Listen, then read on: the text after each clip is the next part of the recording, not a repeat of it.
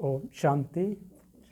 14 दिसंबर 2022 की मुरली का आज मुरली मंथन सुनते हैं।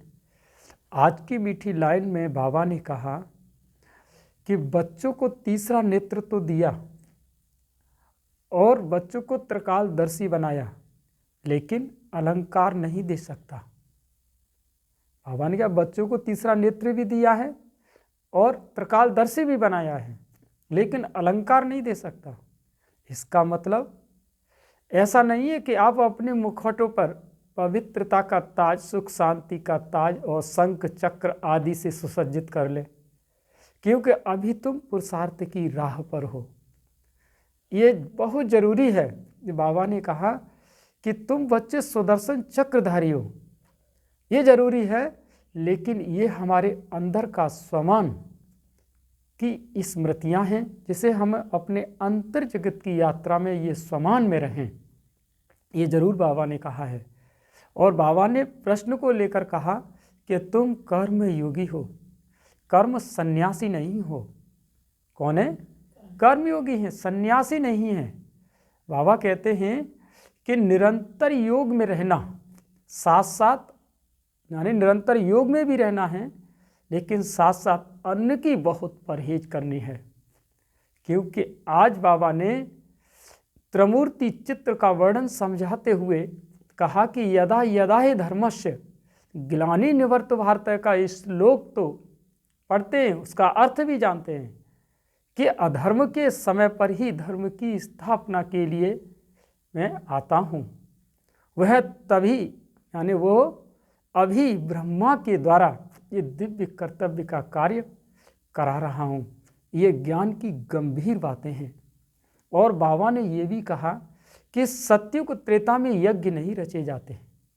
सत्युग और त्रेता में यज्ञ नहीं रचे जाते। यज्ञ तो विघ्नों को हटाने के लिए रचे जाते हैं और किए जाते हैं। जैसे कि आजकल देखो बारिश नहीं होती है तो क्या करते हैं कि वो अग्नि को बीच में बैठ करके चारों तरफ तपते हैं, हवन करते हैं, यज्ञ करते हैं, क्योंकि धरती को पानी की ज़रूरत होती है, तभी तो यज्ञ किया जाता है। लेकिन बाबा कहते हैं लेकिन सतयुग में ये सब नहीं करने होते। बाबा कह रहे हैं कि और ये यज्ञ जो चल रहा है, ये पुरानी दुनिया ही इसमें कैसी होनी है? स्वाहा होनी है। ये एक ऐसा यज्ञ चल रहा है, इसे रुद्र ज्ञान यज्ञ कहते हैं।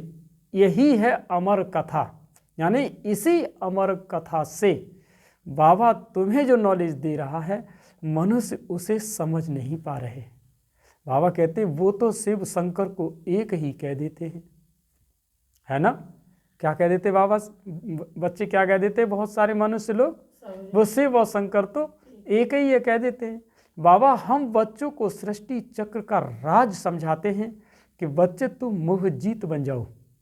मोहजीत की कथा सुनी है ना, बाबा सुनाते हैं, तभी तो बच्चे तुम सतयुग में जा सकोगे।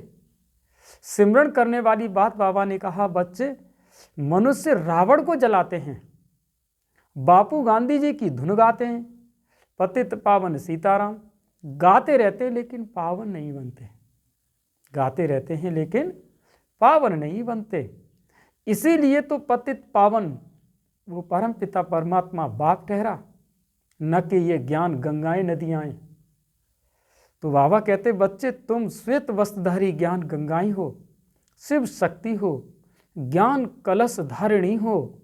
तुम बच्चे पतितों को के हाथ का अन्न भी नहीं खा सकते, क्योंकि अन्न का दोष लग जाता है, असर करेगा। परहेज रखनी है, तभी तो अंदर खुशी रहेगी। धीरे धीरे अवस्था आपकी जम जाएगी। और भारत में देखो कितने गुरु हैं, फिर भी इतनी दुर्गति है ना? भारत में कितने गुरु हैं, लेकिन फिर भी इतनी दुर्गति क्यों है? बाबा कह रहे हैं कि स्त्रियों के भी पति बने बैठे हैं। अरे सब ईश्वर हैं, किसके साथ योग लगाएं? फिर तो भक्ति भी नहीं रहेगी। जब सब गुरु हो जाएंगे तो फिर भक्ति भी नहीं रहेगी। बाबा कहते हैं रावण को सब जलाते हैं, किसी ने लक्ष्मी नारायण को जलाया? किसी ने लक्ष्मी नारायण को नहीं जलाया। अरे ये तो अंडरलाइन रखने वाली बात है कि विनाश के समय बाबा तुम सबको बहुत कुछ दिखाएगा। क्या कहा बाबा ने? विनाश के समय बाबा तुम बच्चों को बहुत कुछ दिखाएगा। और आज के वरदान में बाबा ने कहा कि संगम युग के महत्व को जान और स्नेह की अनुभूतियों में समाये रहने वाले संपूर्ण ज्ञानी भव। माना कि संगम युग परमात्मा स्नेह का युग है और स्नेह की अनुभूतियों में समाये रहो और थोड़ी बहुत अनुभूतियों में खुश नहीं होना। हमें कैसा बनना है? संपूर्ण ज्ञानी बनना है। और आज का स्लोगन है कि जो व्यर्थ की फीलिंग से परे रहते हैं वही माया जीत बनते हैं।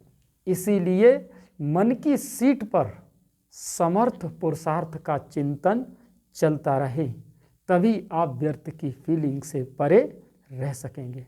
अच्छा, ये था आज की मुरली का मंथन। ओम शांति।